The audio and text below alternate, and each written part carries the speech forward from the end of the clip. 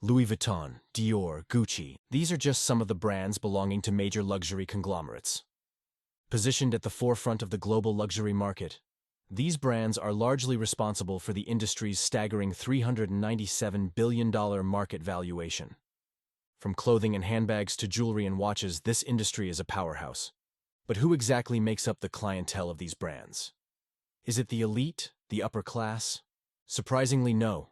It's predominantly the middle class that sustains the industry.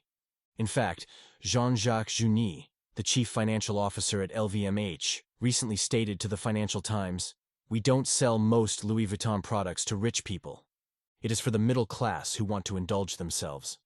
Mainstream luxury fashion has brainwashed us into believing that branding is everything, when in reality, most high-end brands are status symbols for those who can't afford it.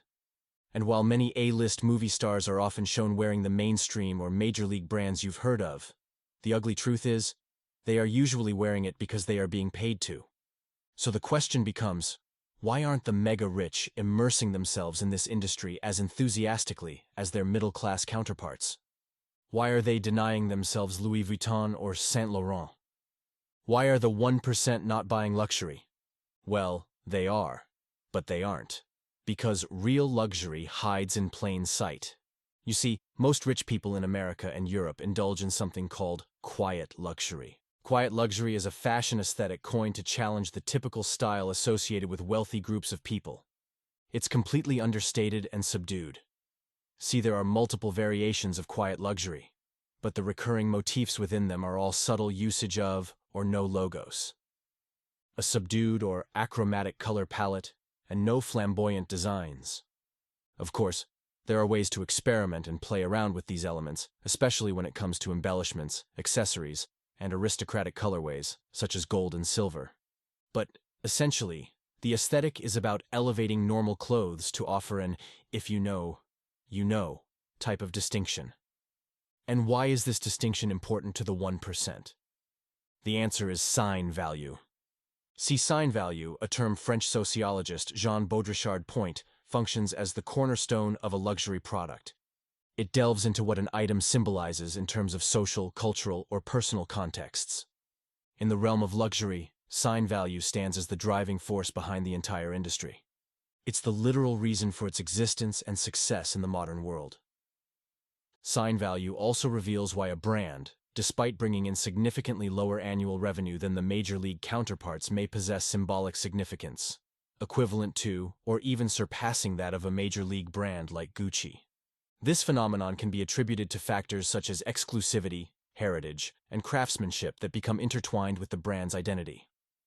For example, did you know those plain gray t-shirts that Mark Zuckerberg wears cost $400 and are made by Brunello Cucinelli?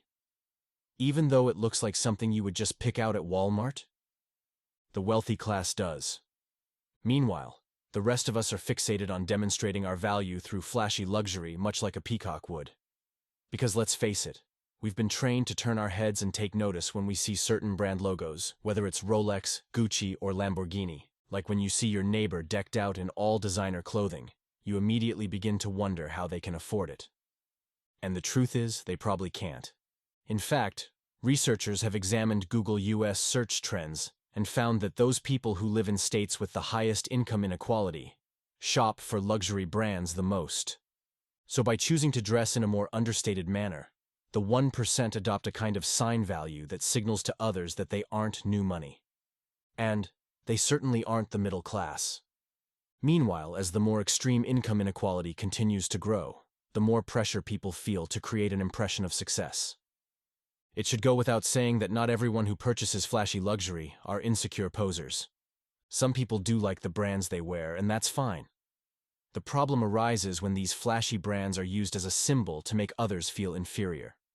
While owning a home has become far-fetched for many, owning a luxury brand seems more in reach. But it's not addressing the core issue of economic inequality. It's merely providing a false sense of security. While some say it's our fault for shifting our values, I think many have given up on the dream of what is attainable in life, and the brands are capitalizing on that insecurity. So the next time you feel the urge to splurge on a luxury brand, really ask yourself why you have that desire in the first place. and determine if there is another way to achieve that same feeling of satisfaction without overspending on a logo. Until next time, take care.